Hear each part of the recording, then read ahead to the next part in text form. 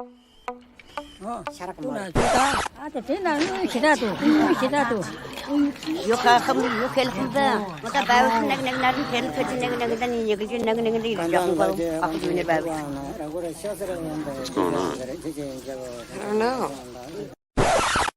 now for something completely different.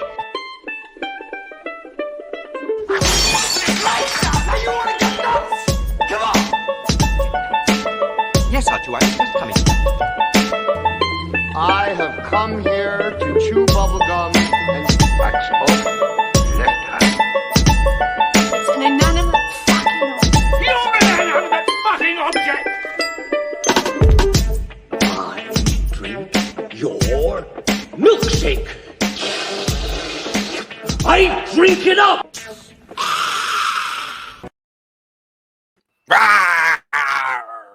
I still love that. I think that's so weird. It's very. Michael brought his friend today. That was great. Hello, everybody. Welcome to another episode. I'm sorry. Go ahead. No. I was just gonna say he's very quiet, so you don't have to worry about him. He is quiet because we don't say anything funny. Welcome to another episode of The Real Boys, a show where three people talk about eight people's favorite movies, most of which we don't like. But today we actually get one of the cool opportunities to talk about a movie that's fine. It's aggressively fine. Now, if you remember way back in the early part of this year, we had one of our co-hosts, his name was Phil Better. This was Mr. Phil Better's favorite movie of all time. Yeah, can I just I feel bad because I talked so much shit on Phil Better's number 2 movie that he died. And I feel bad about that. So I'm going to be a little bit more forgiving of his number 1 movie in memoriam of someone whose movie I ripped apart so bad that he literally died. I just want to speak on being the moderator of that episode. Yeah. It's one of the most uncomfortable public experiences I have ever had. Yeah. Discussing, of course, Boondock Saints 3, Sainted to the Limit. Back in the saddle. back in the saddle. Electric Saint Alou. Well, I didn't know that Mr. Better has passed because he's still uploading a lot of podcasts, including the one I found this week, which was You Can't Unmake the Mistake of Drake, which was going over and reviewing the early CDs that Drake would put out on his own MySpace the good page. Drake. I remember when Drake was good. Yeah, when he was on he Degrassi, picked up the that Next Generation. Yeah, before he picked up Yeah. that cell phone, right before the cell phone. But today we're going to be talking about the amazing Return of the Jedi. For those who don't know, Return of the Jedi, also known as Star Wars Episode 6, is a 1983 American epic space opera film directed by Richard Marquand. The screenplay is by Lawrence Kasdan and George Lucas from a story by Lucas, who also is the executive producer. The sequel to Star Wars, The Empire Strikes Back, it's a third installment in the original trilogy, and the third film to be produced, and the sixth film in the Skywalker saga. And the film stars Mark Hamill, Harrison Ford, Carrie Fisher, Dee Williams, Anthony Daniels, David Prowse, Kenny Baker, Peter Mayhew, and Frank Oz. Now, this movie's set 1 year after Empire Strikes Back. The Galactic Empire, now under the direction of the Emperor, is constructing a second Death Star that is apparently 430% bigger than the original Death Star, which is ridiculous. I don't even understand that. But so in order to crush the Rebel Alliance once and for all, now since the Emperor plans to personally oversee the final stages of construction, the Rebel fleet launches a full-scale attack on the Death Star in order to prevent its completion and kill the Emperor, effectively bringing an end to his hold over the galaxy. Now, obviously, this is the third movie of the trilogy, in some people's opinion, the last of the good Star Wars. In Michael Colby's opinion, nope, a fine movie. Wait, what? No, I didn't say anything yet. How'd you say no? Yeah, you said it was the last one of the good movies, but I really like those. I like those new movies, all three of them in different, to different levels. It's just the prequels that I don't like. Wait, you like Rise of Skywalker? I don't hate it. I like it better than this. I think arguably now I hate you. I also don't hate it. I disregard it. I both hate it and disregard it. I have a lapse of memory, but what is there is only hatred. The best part of that movie was who I saw it with. Yeah. I mean, it was very stupid and definitely the worst one of that trilogy. No, I would rather watch Solo than 100%. Rise of Skywalker. I like Solo way more than I like every other Star Wars. I think including Phantom Menace. Outside of Attack of the Clones, I effing hate that movie. Attack of the Clones is... Everybody talks a lot of shit on the Phantom Menace. Attack of the Clones is so much worse than the Phantom Menace. It is bad. It is such long scenes of the most boring. Like every time you're like, all right, I understand. It's like 10 more minutes of him riding a lizard. Like I do not care. I do not care what you're doing. I don't care what any of this is. Like nothing about this movie is good. Attack of the Clones. I hate everything about it. But we're not here to talk about that. We're talking about Return of the Jedi. We're going to. I have a feeling we're going to be talking about all of the Star Wars movies. Yeah. Now, I think is fine because look, if there's anything that the internet needs, it's three nerds talking about Star Wars. Yeah. There's never been a time on the internet where three white nerds get together and talk about Star Wars. So I think this is important for the internet to have us talking about Star Wars. So you're welcome, internet. And honestly, what a great time it is. You know, like there were times in life where we didn't have the cure to polio. There were times where really bad things were happening. But look at us now.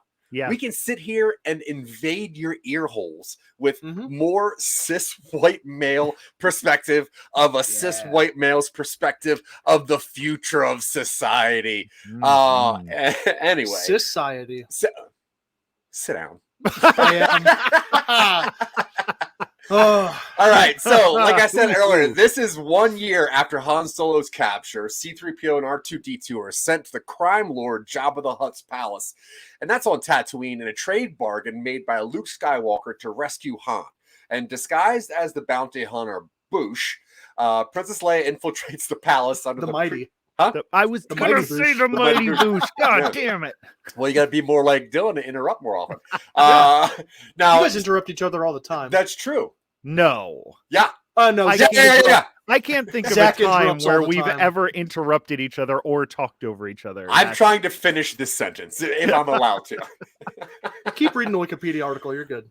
I've changed up some of the stuff a little bit. Not in this paragraph. Well, okay, you take over the Dylan. What happens now? All right, so obviously we get the beginning where you have. I'll summarize the movie if you want. Luke goes to Jabba's palace, and they kill Jabba after he kills the Rancor. Luke doesn't kill Jabba. Leia kills Jabba. Sure. Very important question though. What edition did you watch of this? I watched the one on Disney Plus. Okay. We can blow through the rest of this movie, but this opening sequence is one of the I for some reason forgot how cool this opening sequence at Jabba's palace was. Yeah. It is amazing. And I watched the unfucked around with version on VHS. Yeah. And then in the spirit of this and also in Christmas. memory of Phil Better, I did watch the one that's on Disney Plus. Yeah. I am younger than a United Germany, so I watched it on Disney Plus. Yeah. I watched both versions, and let me tell you, on VHS, this movie is awesome because they don't fuck around with it. All of the computer added stuff looks terrible and adds nothing to this movie, especially in this first amazing scene. Also, the special effects look fine on the VHS. Yeah.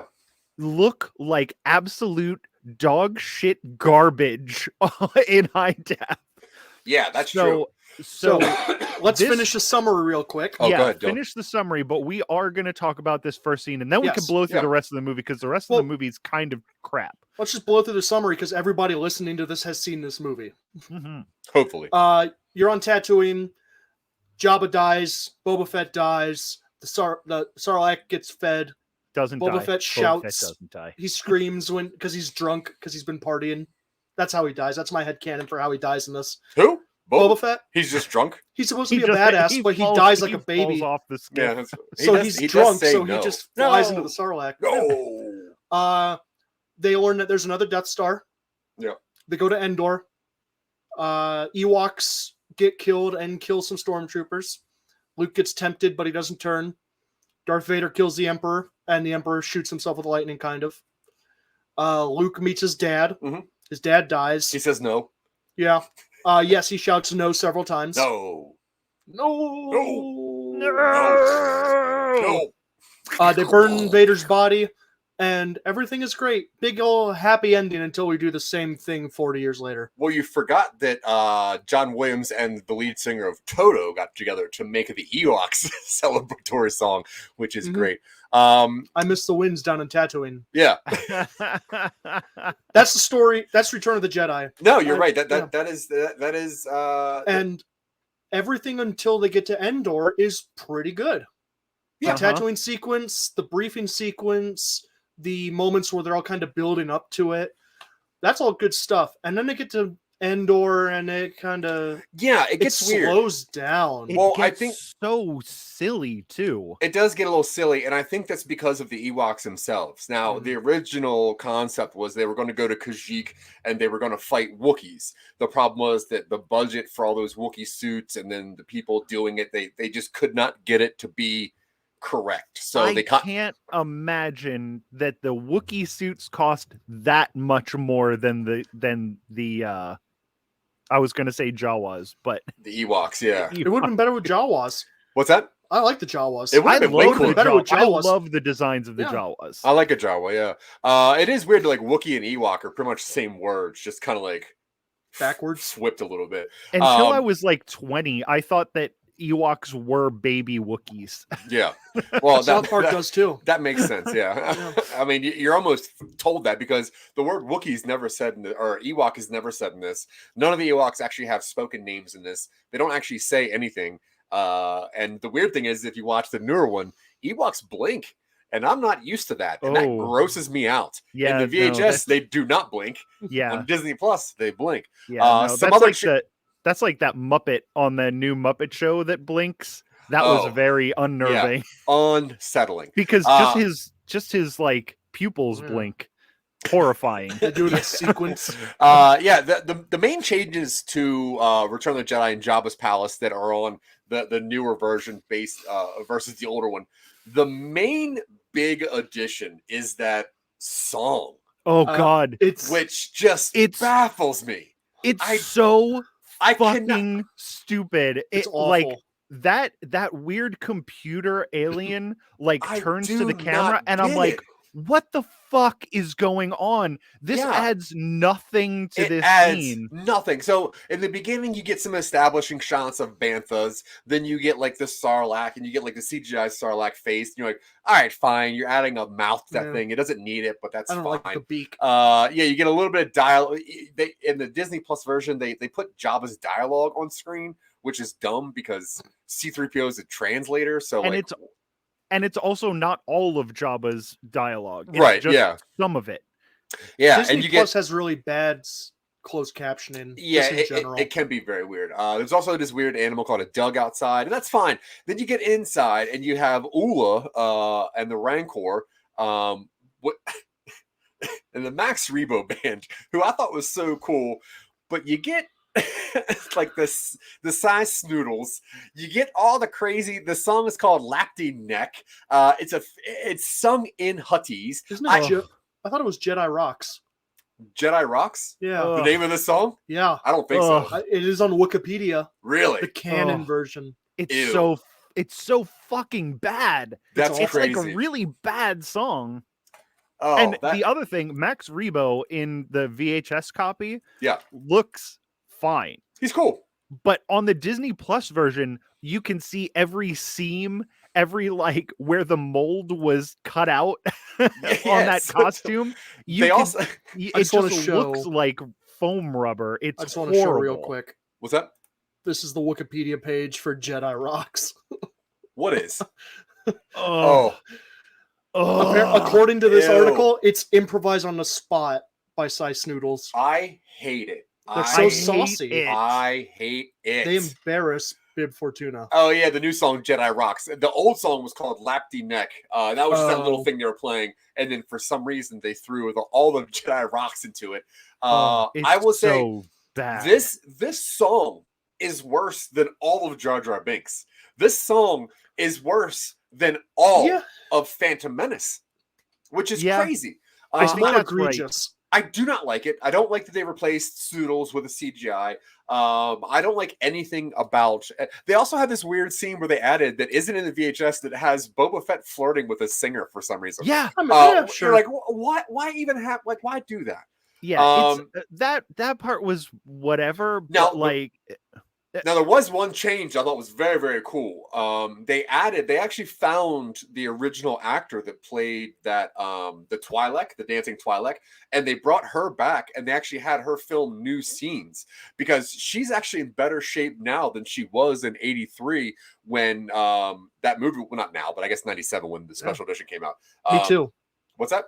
I'm in better shape now than '87. No, you weren't. I'm physical.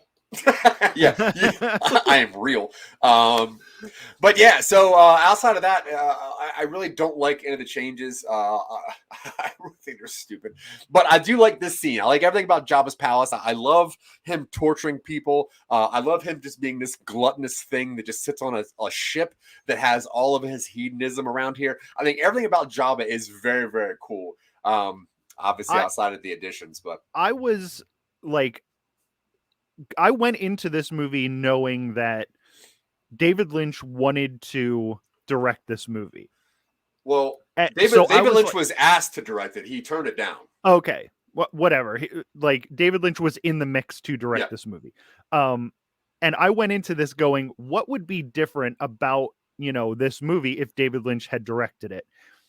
And this scene in Jabba's palace, I was like, I don't think he would have changed anything because this is one of the not scary, but like one of the creepiest scenes. It's sleazy. It's awesome. Like it's tone in this scene is so spot on for like a villain, a gross big slug villain lair with all this illegal shit going on. It's amazing. The tone in this scene is spot on. The only thing I could have thought that Lynch would have added would have been like a Han Solo dream sequence of like what's going on in his head while he's frozen in the carbonite. Yeah, I can see that. That's cool. Like I can see that could have been interesting, but like this thing, like they keep cutting away to these weird aliens doing weird stuff, and then you never see it again. It's just like, oh,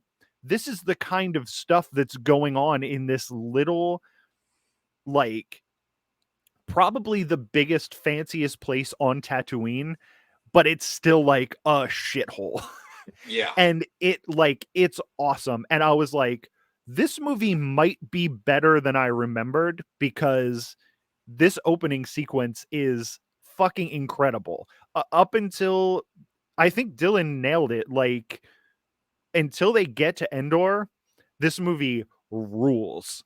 And then it gets really stupid. Well, the Disney Plus editions add nothing to it and detract a lot from it. I agree. Now, what do you think the plan was, right? So Luke and Leia, they obviously have a plan to get Han out. And everything fails. Everything that they could have possibly planned fails. They get out of this situation I don't understand. Pure dumb luck. Yeah, I don't understand why there was a plan at all. If Luke would just did everything he did, it would have gone exactly the same. Like having Leia come in as this other bounty hunter, bringing in Chewbacca for some reason, doesn't do anything. No, it just gets all of our people together. I think that's it. It just gets our people together. Yeah. Because there's no reason that Leia does this. She's not going to use a thermal detonator. She's not going to get out of there alive. There's just no point. Once Luke shows up and he's like, hey, blah, blah, blah, blah, I'm Luke Skywalker. And then Bib Fortuna's like, yeah, let me take you to Jabba, whatever. Yeah, there's really no point to that. Then you do have the cool like walk the plank scene, which, you know, as a kid, that was the dopest thing ever. Like it made me jump off of every diving board different for the rest of my life. Because ever since I saw that, I'm like, I'm going to jump off this diving board, spin around, grab it, jump back up on top of the diving board, which obviously just does not happen. Yeah, you've never done that. I've tried it many times. I'm sure you did. Yeah, I'm sure you tried. Achieved it 0 out of 1,000 times. Yeah. And that's where we get like a little bit of the jokes with like Han being kind of blinded because of the carbonite frozen. You get Boba Fett's his backpack being broken and falling and getting, I guess, almost which is the result of a gag where it's like, Boba Fett, where? And he turns around. Boba Fett. Yeah. Stabs him in the jetpack. Boba Fett. Stabs him in the jetpack. Yeah. Stabs him in jetpack. He falls because he's awesome. It's so weird because this is where the movie starts to get goofy. Yeah. And Endor is just silliness, and Wookiees who I remembered being cute. Wicket's the only cute Ewok. The rest of them are horrifying. Especially the one with like the feathers on his head. Absolutely just a disgusting, like a nasty, and that was another it's thing. Like a I'm like, sewer rat. I was like, what would the Ewoks look like if David Lynch directed this? Oh, so I think gross. they would look exactly the same, except there would be no Wicket. Yeah, that's true. And Wicket was kind of a mistake. Now Wicket finds Leia knocked out, but it was only because Danny Baker was he was also an Ewok, and his character was supposed to find Princess Leia. But because he was hungover and didn't make it to the set in time, they got the first one that was already in set. And since a little Ward Davis was like this kid, it was like super excited. He was always in the Ewok costume. Yeah. So he's like, I'll do it. So they made Wicket like the star of the movie, which kind of worked out. Did you mean Kenny Baker? Kenny Baker, yeah. What did I say, Danny Baker? You said Danny Baker. Wait, I was like, it took me like a couple seconds to figure out who you were talking about. Yeah, I'm like, Kenny Baker. Who's Danny Baker? Who is Danny Baker? Nobody. Got on third. Tangent. Yeah, wasn't there concept art for like an Ewok death cult around the Emperor for the third Disney movie? Yeah, well, if you look at kind of around the scenes of the Ewok place, there are stormtrooper helmets. When they do capture our heroes, they do tie them up and put them over a fire. So a lot of the concept is that, well, there was concept that Wookiees ate humans.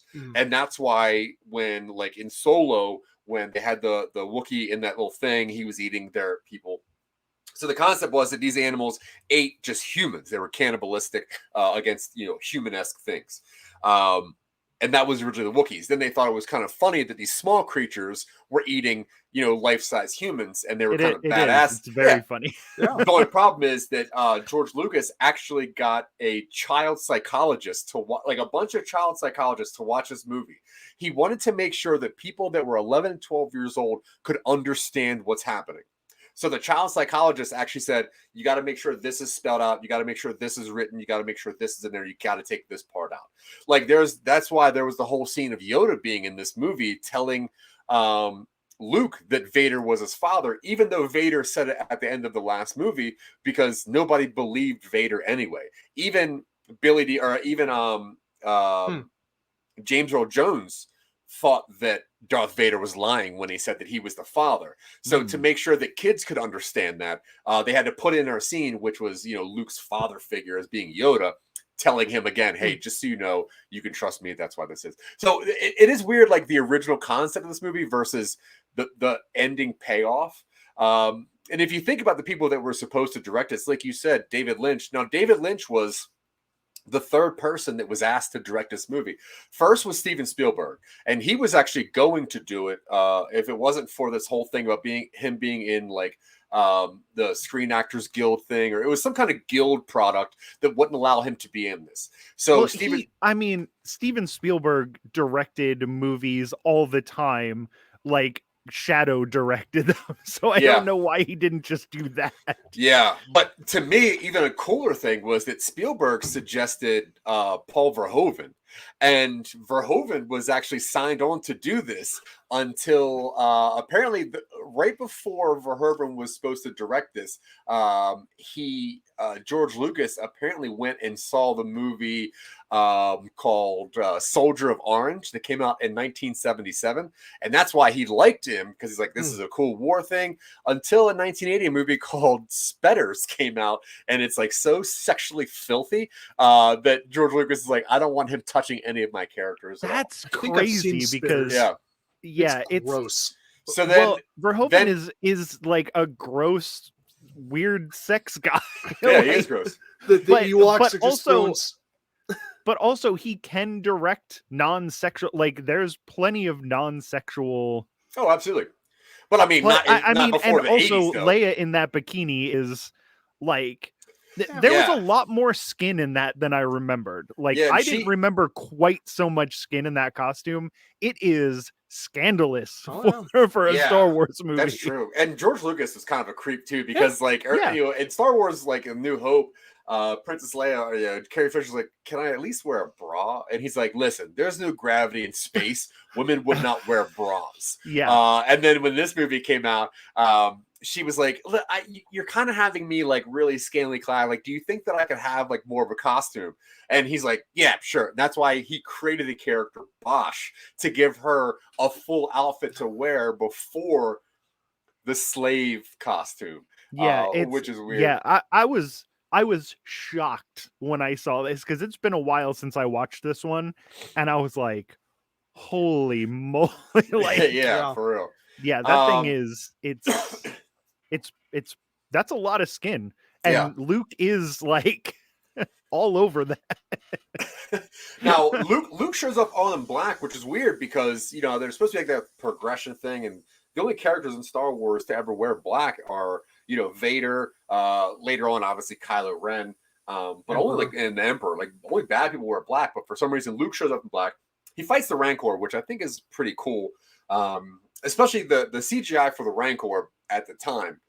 Even still, but especially back then, was very cool to me. The model work looks great. Yeah, I absolutely love it. I think the thing I like more is the Rancor's handler. When he finds out the Rancor dies, like how he handles it, I think that's really, really cool. The Rancor looked a lot better on the VHS copy too. Oh, I'm sure. So obviously, so Luke hid his lightsaber inside of R2-D2. Luke frees himself and his friends, and then they battle Jabba's men aboard the Crime Lord's barge. And obviously, the group destroys Jabba's barge by shooting it with its own guns, which is cool. That was a cool sequence too. Yeah. That was a lot of good explosions with like the implication of a lot of alive people inside of that barge just getting exploded. Yeah. The labor never makes it out. Because there's a lot of people. There's a lot of people in that, and they people, a lot of slaves. They just blow that thing up. It goes down.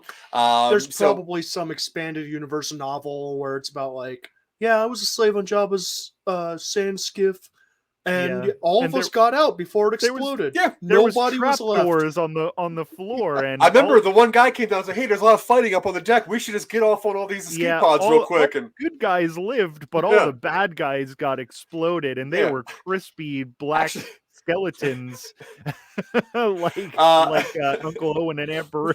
Yeah, they smelled way better though. So as the others rendezvous with the Rebel Alliance, Luke returns to Dagobah to complete his Jedi training with Yoda, whom he discovers is dying, obviously. Now Yoda confirms little Yoda in this movie. It was well, it wasn't supposed to be in there at all, but once again, the psychologist needed that.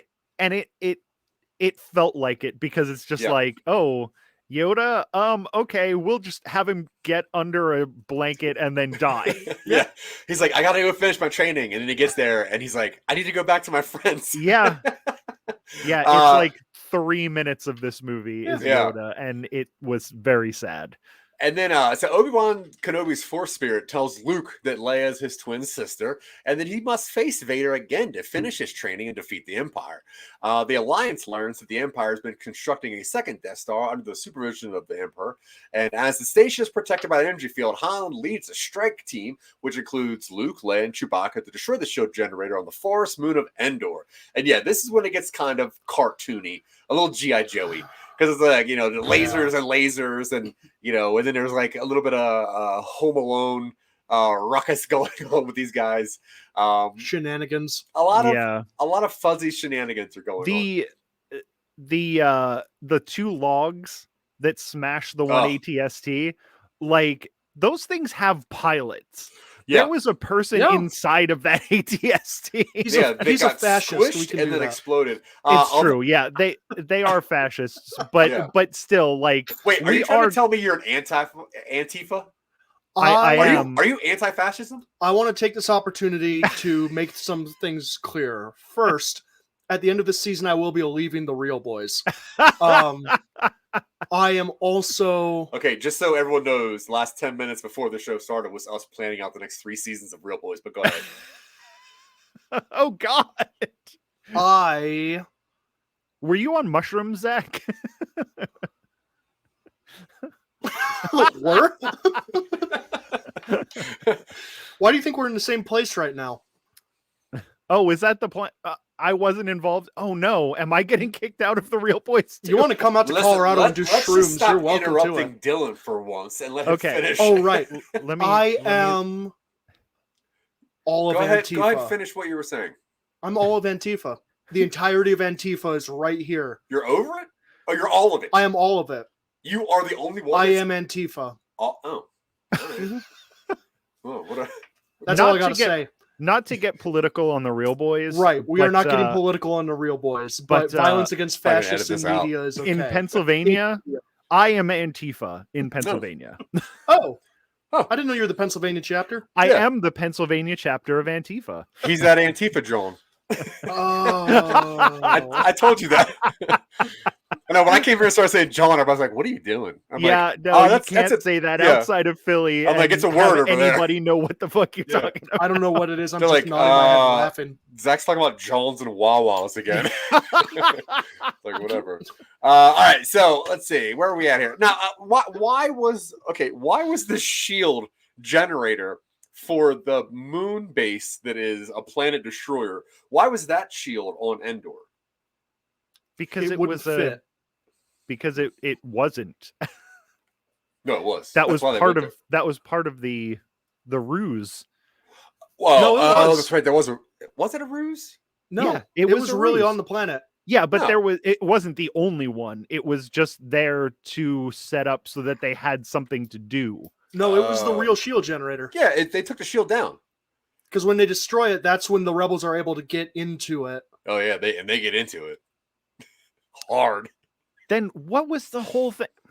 I watched this movie twice, and I was under the impression that this was a fake shield generator to get them onto Endor. No, the shield generator is real. The Emperor they found the plan. Told them that when the Death Star was operational and did not have a failsafe in case the rebels succeeded. Yeah. The Emperor is just so bad at planning, and we see that several times across all 9 movies. Also, can we just take a second to talk about what the Emperor's actual plan is? Right? Like cackle madly, kill yourself with electricity. Think about the entirety of the Skywalker saga, right? So he is in the Senate to create an army. And then he sends a Jedi to create a clone army so that he can fight the Jedis. And then he makes that clone army fight the army that he already had to start a war that he started. It's a manufactured crisis, yes. Right. So he invented 2 sides to fight each other so that they could create the Skywalker. No. False flag. It's a false flag operation so he can become Emperor. The Skywalker stuff is... He's got his political level, and he's got his supernatural plan. What does he want? He wants to be in charge. He wants to cackle madly. Yeah, he's good at that. He wants to he's got a lounge. Cackle. He wants to wear his robe. Yeah. He wants to have minimal responsibility. I feel him power. on that one. I mean, dude, cackling and wearing robes and chilling, that sounds great. I just don't understand what the plan is. Star Wars does not have a deep meta plot. It is a bad guy doing bad things for the sake of being bad. That's fair. I think one of the funniest things. Oh, good. That really shows. When we watched A New Hope, I was like, "Wow, this movie is really good on its own." And it never got to a level where it was good on its own again. like through none of it. What, this So- movie or New Hope? No, Or A Star New Wars. Hope. Oh, A New Hope is the only time that it was a movie that could Oh. be consumed by itself. that Otherwise, is- it was just it doesn't matter what the bad guys are doing because they don't really matter because Mhm. it's just to keep the story rolling on so that we can follow these Jedi. Mhm. So it doesn't matter what he's doing. Yeah, and that's a problem because I've said it a million times before. If you're gonna do a trilogy or a saga or something, you have to make each movie feel like its own story. And this one might feel like the least of its own story Yeah, that I I could think agree. of. Like, without the other two movies, this movie makes zero sense. It's terrible. There's a scene in Endor where there's an Ewok on Chewie's back and he's swinging on a vine doing a Tarzan yell. Yep. And it was the stupidest fucking thing I've ever seen. This The movie Tarzan just yell. sort of this movie feels like a Michael Colby story where it starts off with something and then just starts to ramble. Yeah. And it's ridiculous, and it doesn't matter what the Emperor is doing. He doesn't really want anything. He just wants to wants to be let evil. the good guys do stuff. Yeah, because he, like, when he gets even Luke and he's like, look what's happening here, do it. And you're like, but what do you want? Like, I don't understand what you want. Like, I He never wants have, a new apprentice. but not because he loves Vader. Yeah, the apprentice doesn't. he has is perfectly fine, Yeah. No, Vader's part robot. You can't have a robot apprentice. but he had one for years. Yeah, but he thinks long term. Vader was a short term project. He needs a long term Skywalker. Well, no, Vader was a long-term thing because they built Anakin Skywalker out of midichlorians inside of his mom. That was the plan. Oh yeah, I Yeah. forgot about the So- immaculate conception of Anakin Skywalker. And they did that so that he would have the perfect person. But also, he made a clone of himself Mhm. who made a baby so that they would have another clone of himself, which is Rey, Somehow Palpatine returned. off stream, which is great. All right, so Vader. Are we Fortnite. keeping the Force Unleashed PlayStation 3 game? I don't think Force Unleashed is canon. canon. It's in a legend. Disney. It's a legend game. Okay. Yeah. Oh, 'Cause I those think are very good games. they are and, good. Like Oh. a cool start to the Rebel Alliance. And I think that if Star Wars movies continue, we're going to get some pretty badass stuff like that guy. Because if you watch, like, in the MCU, with Thanos can bring down a moon, you're going to think that if we actually get somebody who can make a Star Wars movie correct, using the Force in a way where you can bring Star Destroyers down on each other, like, I hope that we get that kind of stuff. That part of the game was really cool looking, but Yeah. it was terrible to do. It wasn't fun to play, but it was definitely cool looking. And the idea of it was very cool. The idea of it was super cool. Yeah. I All just don't think Disney knows how to make a Star Wars movie outside of the Skywalker saga. Yeah, no Yeah. way. Well, they might just reboot the Skywalker sequel trilogy and then make that better. Who knows? God damn it. Because there's almost gay people in there, so Disney can't have that. All right, so they surrender to the Imperial troops after that stupid fight, and Luke is brought before Vader, and he fails to convince him to reject the dark side of the Force or something.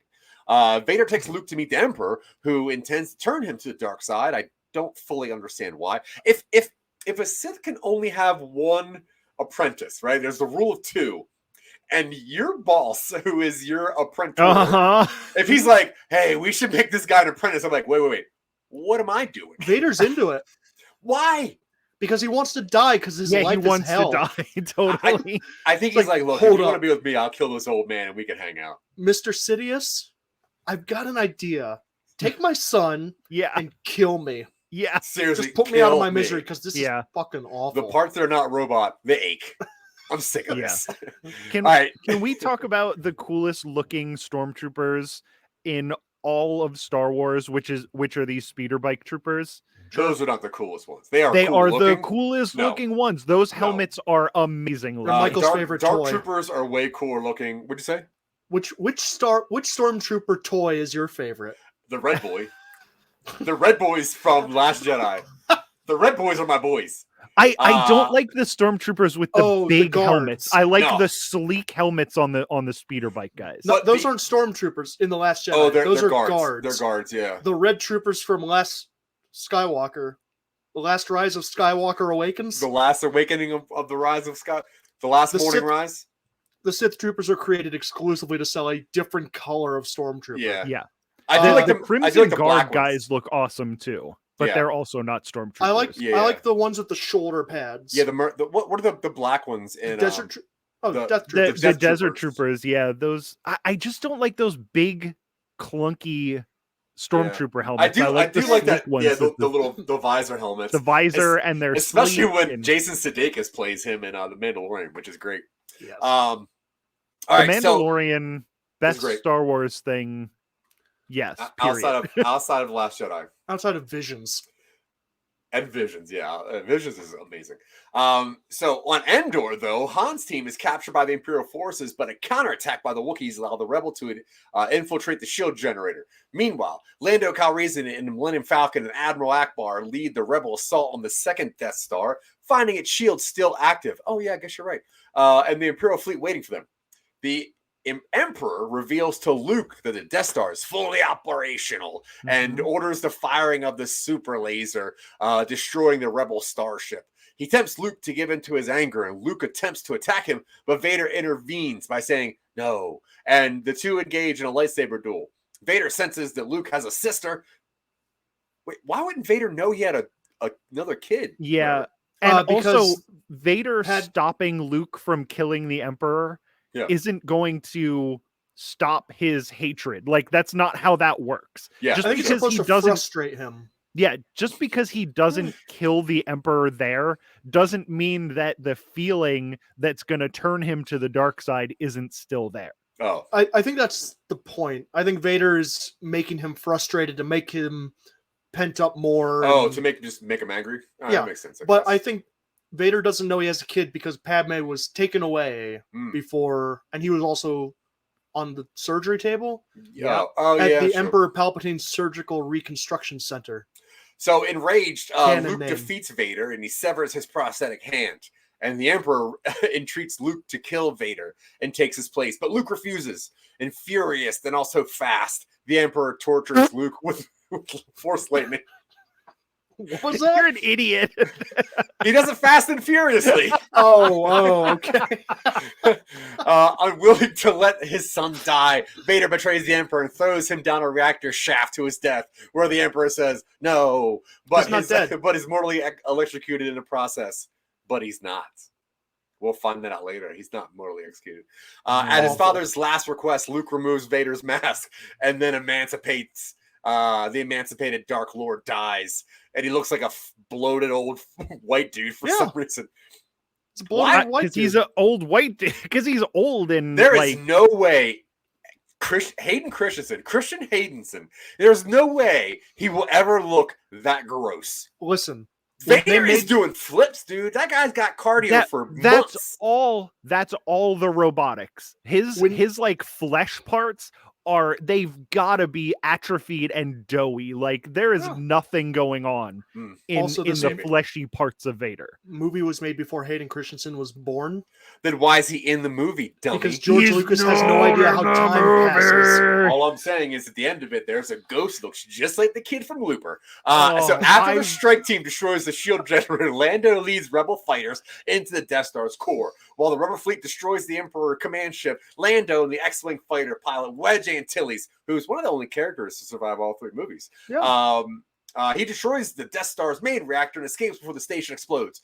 Meanwhile, Luke escapes in a shuttle. On Endor, Leia reveals to Han that Luke is her brother. And that seems pretty weird. Where it's like, yeah, I know you love him, whatever. I'm just angry. I'm gonna go No, drink. and Han flashes back to all the time he watched the two of them make out with each other. And she's like, yeah, I do love him. And he's like, yeah, I know you love him. And she's like, yeah, I do love him. Like a brother. And he's like, I don't care what you say. I know you love him. And she's like, I do.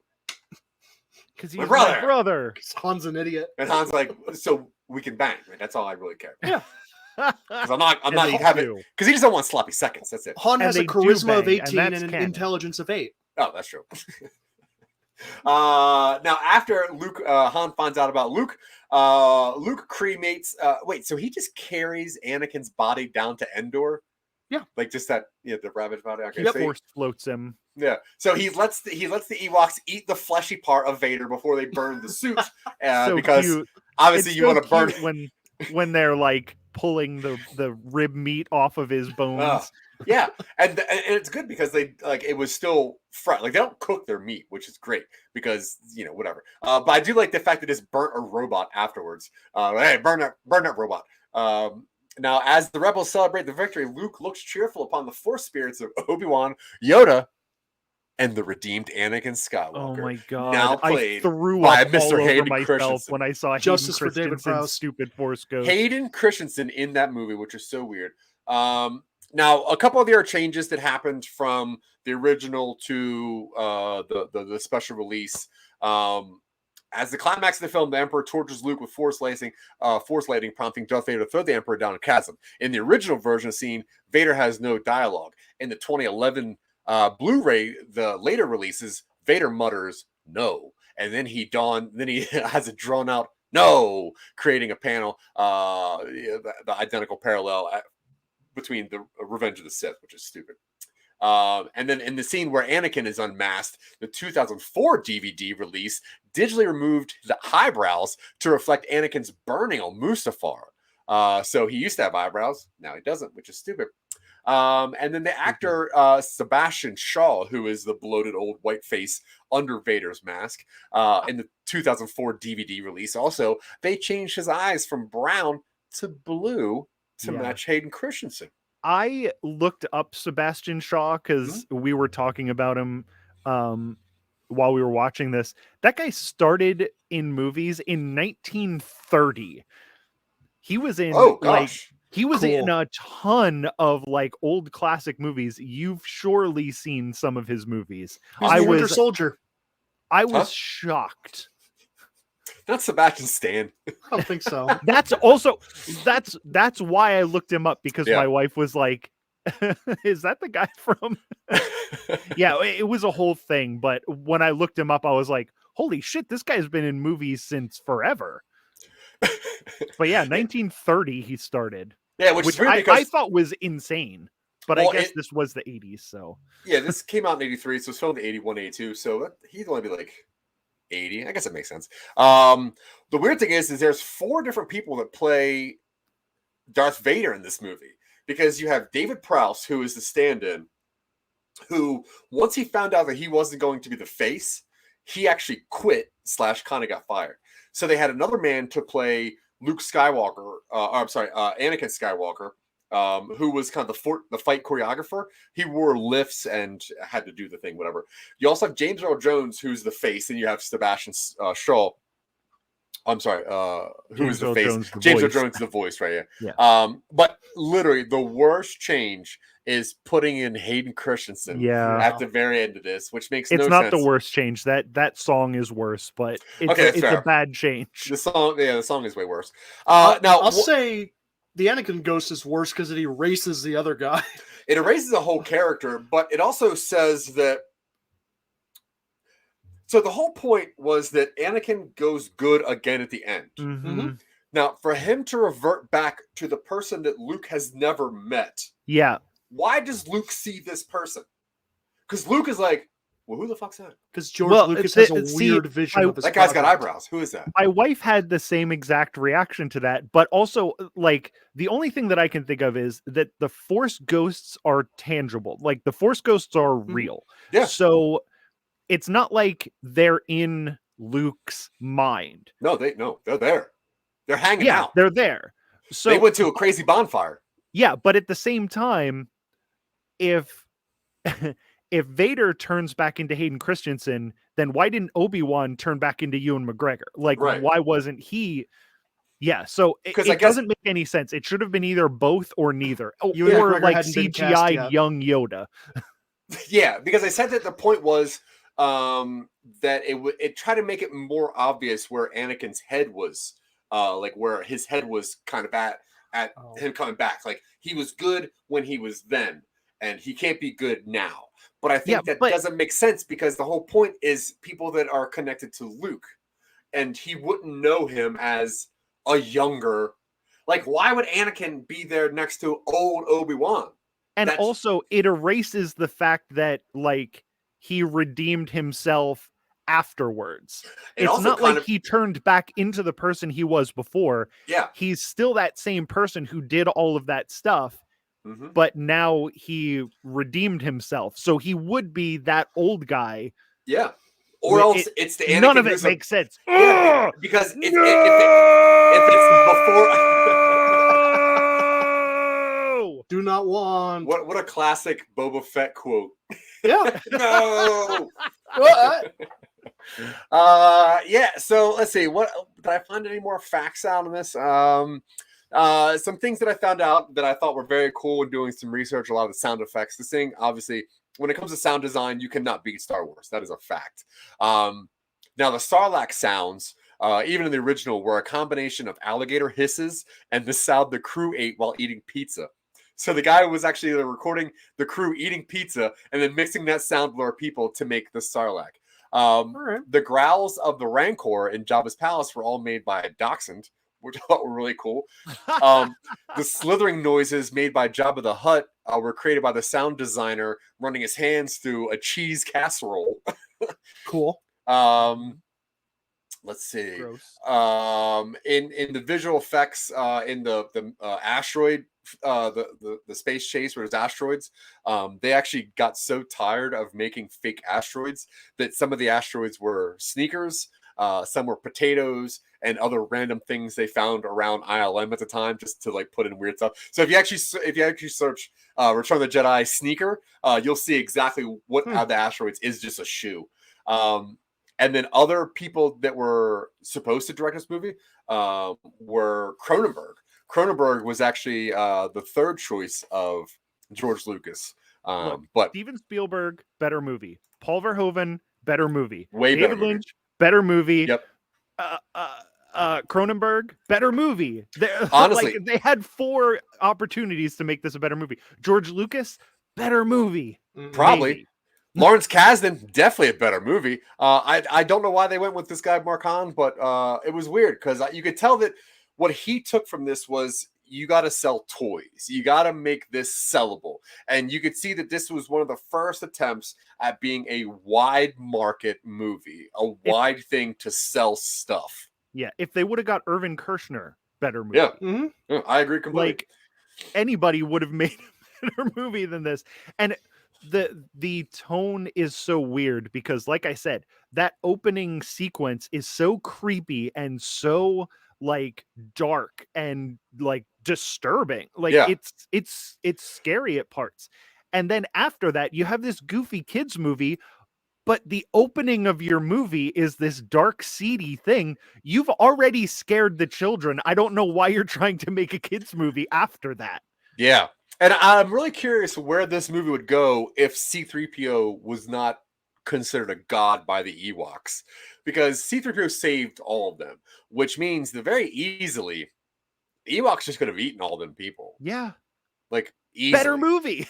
I think that's a better movie. Luke gets back down to Endor and finds out Rebels won. All your friends got 8. Yeah. Sorry. Yeah. Bittersweet.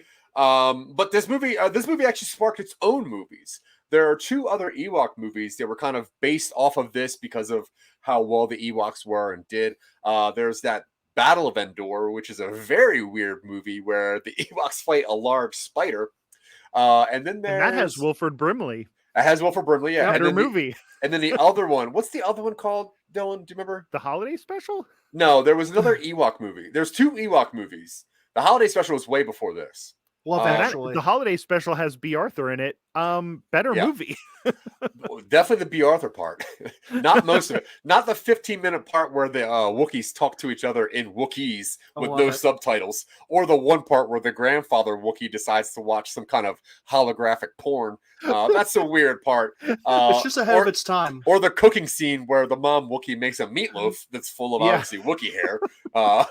Very, very I weird. would still rather watch that than this again. Yeah, that's true. I'm trying to find what the other movie is, but whatever. I own them There both. were two, and they both had precocious kids who got right on my nerves. Yeah, and they but were Wilford Brimley putting those kids in their place was kind of hilarious. Yeah, I completely agree. Man, yeah, both of them are not very good. I forget what their one's called though. I do have them somewhere.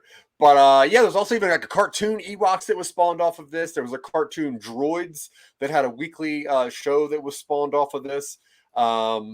Yeah, it's really odd, like the kind of stuff that happened. And I think that it's because of this movie that Star Wars is the way that it is, which is mostly geared towards children, mostly geared at having different looking of the same things to sell the different toys. Because after Empire Strikes Back, George Lucas made an absolute killing on the toy sales of that. Yeah, and then he made that hut that was pink with the bow in her hair, and it was which Jilba the hut.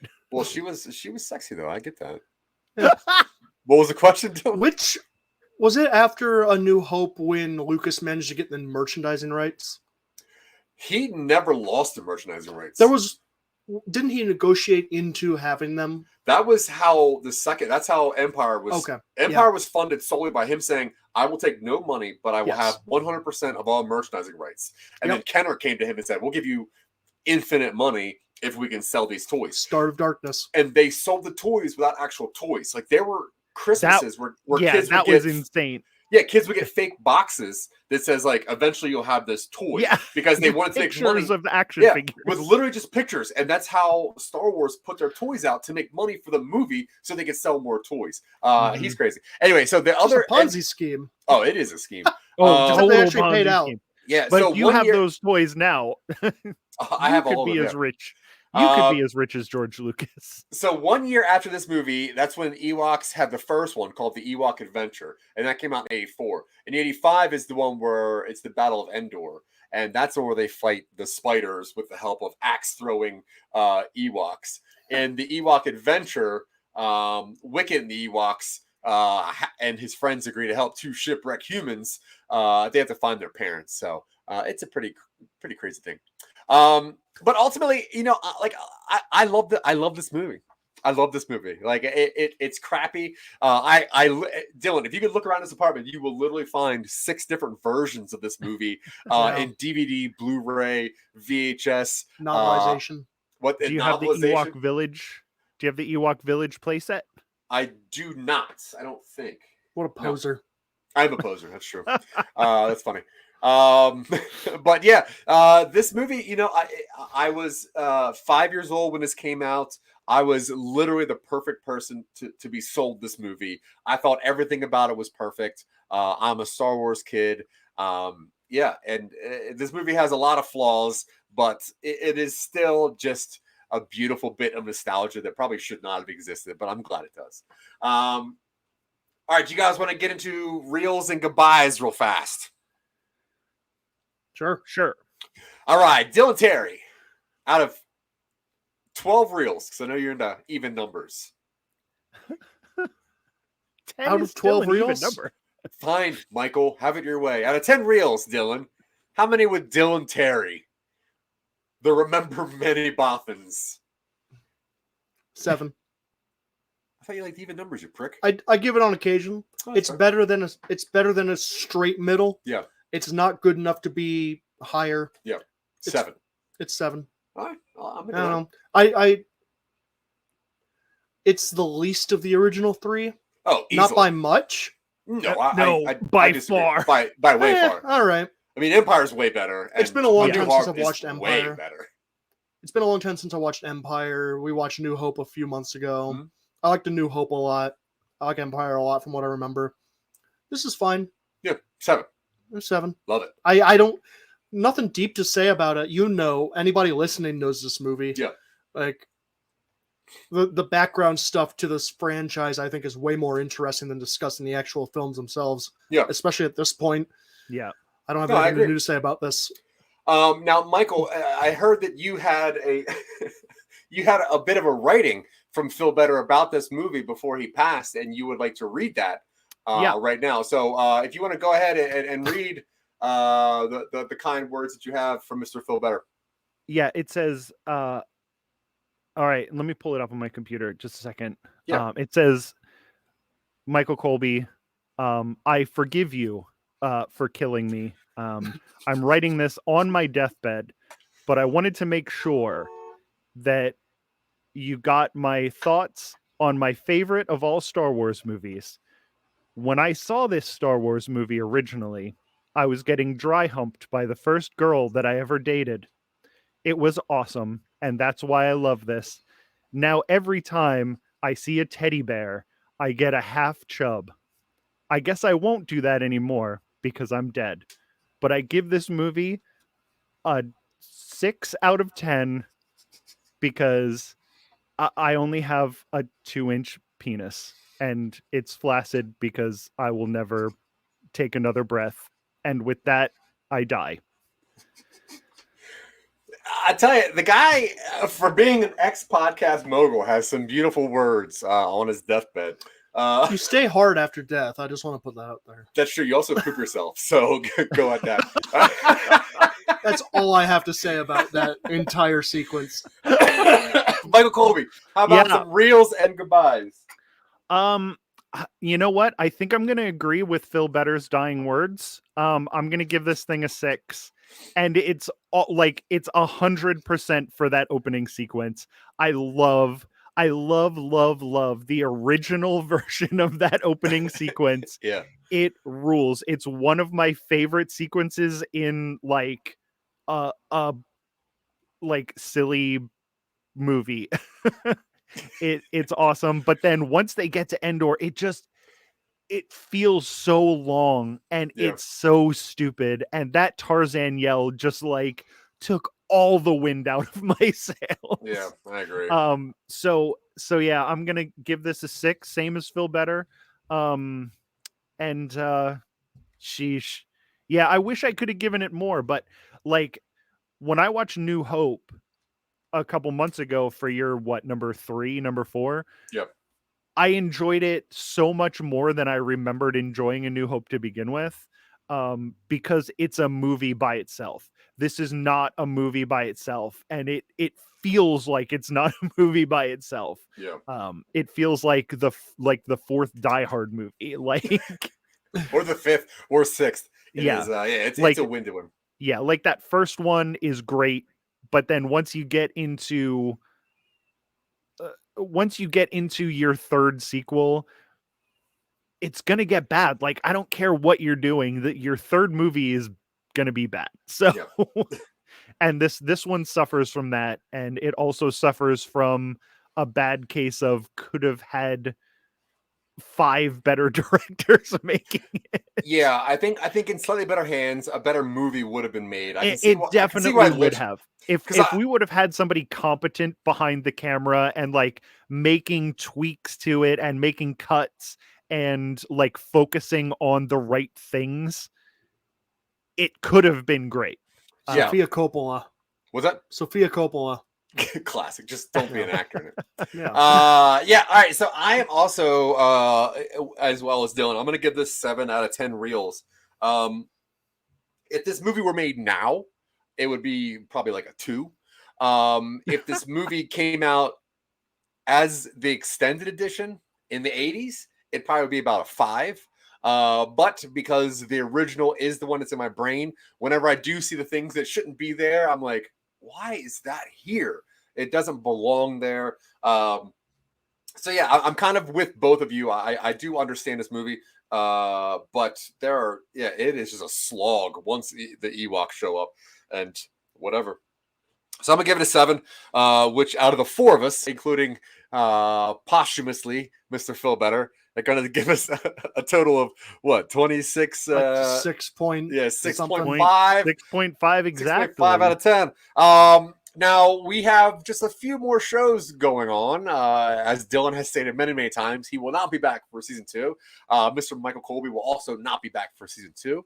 I'm still reviewing the contracts to see if I'm going to be signed on for season 2. But before then, we do have really a couple vicious showrunners. Sure. Yeah. We do have a couple episodes left. Next week, next Monday, we have. This is Phil's.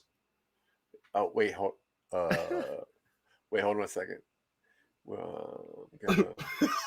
have It's not yours. No, there's one more in the middle. Was It's Michael's. Irish? We have Michael's next. Right. We have Night of the Living Because Dead we had that next. weird alphabetical weirdness. Yeah. Have the Did- NOP. Now I think we skipped you. I had a thought that The Irishman was one of these movies from somebody. No, Is that hell not- No. No, that Okay. was instead of I think that was one of Justin's instead of something Number else. or 6. Something, who knows. Sounds like Justin. Yeah, so Oh, next okay. next Yeah, it Monday. it definitely sounds like a Justin movie. Even though, Yeah. like, when we went through, like, Justin's movies were good. Yeah, they're great. They're fine. Like, Yeah, But they're he, fine. I'm glad. he likes I'm his glad that mobster he. crime movies. Yeah, I'm glad that he didn't get Boondock Saints because Yeah, for real. that was on his list, but he got bullied out of it. Yeah. But other than that, his movies are fucking. I think they may have been in the top like 3 of. I mean, people's definitely movies. compared to Phil's. Yeah. Yeah. So next Monday we have Michael's #1 favorite movie, Night of the Living Dead from 1968. Is that right? Yep. Yeah. Awesome black and white. I'm very excited. I haven't seen this movie in years. I So I'm watch very- it. I watch it every year. It's my Halloween movie tradition. I love this movie. It's the movie that got me into horror movies, which is my genre. Like, I love horror movies, and this is the first one I saw like that got me into it. So it definitely has like feelings attached to it more so, like not even more so. I still think it's a great movie, but it also has a lot of nostalgia and stuff for me. So it's more touchy feely than my normal picks of just There's movies zombies, that I so- like or liked back in the day. Zombies are pretty touchy feely. I don't think Dylan's ever seen this movie. I haven't seen it. Yeah. Did you ever see the remake? You've seen the Snyder one, Maybe. the Zack Snyder one, right? I think That's I Dawn. have. Wait, what are you talking about? Oh, the actual just the Night remake. The Night remake. It's what's his name? The Night of the Living Dead Zombie? comes for us. Rob Zombie. No, it's the guy who does the special effects. Oh, Cronenberg. No, Oh, with the Special effects. mustache. Oh, Tom Savini? Brian Dennehy. Savini, yeah, Savini Oh. directed it, Oh, and great job. and Tony Todd is in the remake too. But I love Tony Todd. Tony Todd is great, and The he's best, great. the best voice of all time, probably. Absolutely, I was Yeah. surprised because I rewatched the remake this year, Okay, and I remembered hating it, but it's really good. But that's not the one we're watching. But I you don't should think I've watch seen. the I don't remake think as I've well. seen. I don't think I've seen the remake, but I definitely seen the original. But I'm excited because I've not seen it in many years. So we're gonna have somebody who hasn't seen it in a while, somebody who watches it every day while they poop, and then Mhm. somebody who's never seen it before at all and is probably Yep. gonna Never watch the pooped. wrong one. It takes me 92 minutes to poop every day. Well, yeah, honestly, if you just had more brand, it'd be a lot. It'd be a lot harder. It's that Pennsylvania diet. That's what it Yeah, is. no, A lot of it's cream cheese because- and Scrapple. No, it's because all I eat is bran. Yeah, I Wawa. just eat bran, so I'm just Oh. constantly just purging. Just purge, yeah, butt purge. All right, if Made you a want to movie hear about that. more of what we do, obviously you can check out Some Nobodies Everywhere. If you want to hear more of what Michael Colby does, you can find him on Generation Clash. He's got a new thing that he's going to talk about in a second. Obviously, you can always find him over next door to his neighbor Michael. And you have what's the other one? Pod me in my mouth, pod me in the rear. What? Tell me the other one. Pod me in the rear? No, No, one Generation Clash is coming back. That one comes out, a new one this Thursday. I Love This Terrible Game comes out every week, No, not that one. the other one. or every other week on Fridays. We've been doing a lot of weird side stuff lately. And then Jack Billings presents Haunted Apartment Complex on the Podmoth Network, and you can also go to patreon.com/jackbillings. And we just started putting up content for that, but we're working on some of the weirdest and strange, like some weird concept stuff for like the higher level tiers, and then physical stuff for the top tiers, like art and stuff like that. So yeah, but right now it's just the unedited versions where you can hear us fucking around and goofing off. But that's all. I don't know what pod me in my butt is, but I definitely don't have a podcast called that. Not yet. Why is Michael the only one on screen? I'm the only one on screen, and so I'll just keep talking. I have been in talks with Tina Marie Celine to do a movie called Weird Boners, or to do a podcast called Weird Boners, where we talk about weird boners that we got while we were watching movies. Cool. So that might be coming out. Yeah. Yeah. Sounds like a whole podcast about coming out. I don't know if you can hear us. Michael, can you hear us? I can hear you. Oh, I can hear you. Oh, yeah. You put him on the big screen. He's just going to keep talking until Well, he's I know. not. I was going to let him just wear himself out. He's got to take a nap soon. You got to wear him out. Who do you think he is? Who do you think I am? Do you think I can? Zach, I'm going to work myself up by talking? Like, I can talk all day long. Zach, do you think if you had the big screen, you would wear yourself out? I'm not on the big screen. No, but if you did, do you think you would wear yourself out? No, I got stamina. Colby doesn't. If you want, I'll just take you on a little tour of my studio. Oh. You better run that clip, Dylan. Oh my gosh. Cool. Skulls. Oh. Got He-Man. Yeah. I got little Cthulhu. Yeah. Little Cthulhu hero clicks. Got some. Yep. Yeah. And then a Queen Alien. Yeah. Got the Tick. Mm-hmm. That's nice. Got Evil Lynn. This is gonna be great for the audio version. Galactus. Michael talks about what he can see. Is that a pop toy? Friggin' poser. It's a Mighty Mug. Friggin' What's a mug? A mug. And then I got some of these things that grow in water. Ew. Welcome to Real Boys Cribs. I got this guy. I got Voltron. Yeah. Okay. Got Squid Pope. Nice. Hail. I have. Let's see if I can get this, but it's Batman. That's not Batman. It's jacked. No, it is Batman. Can't you see? No. Batman. Batman. It most certainly is Batman. Oh wow. Huh.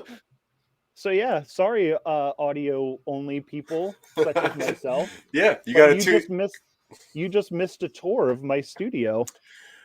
Oh, it was great. There's a lot of skulls, a lot of a lot of Phil Better at the year 21. So that'd be great. All right, guys. If you want to see what we do, check out our YouTube. If you want to hear what we do, just find us. Until next time, we're probably the Real Boys for a little bit. But yeah, we'll be back and talking about zombies soon. Yeah, we'll have no time to binge pretty soon. That's true. Oh yeah. Yeah. So drink some water out there and have a good day. We'll talk to you later. Dylan, what do you got to say? I want to take this opportunity to say that I will be leaving the Real Boys at the end of this season. What's going on? I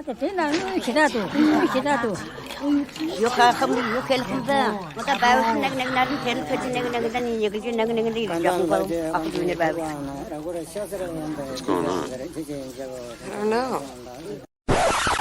And now for something completely different.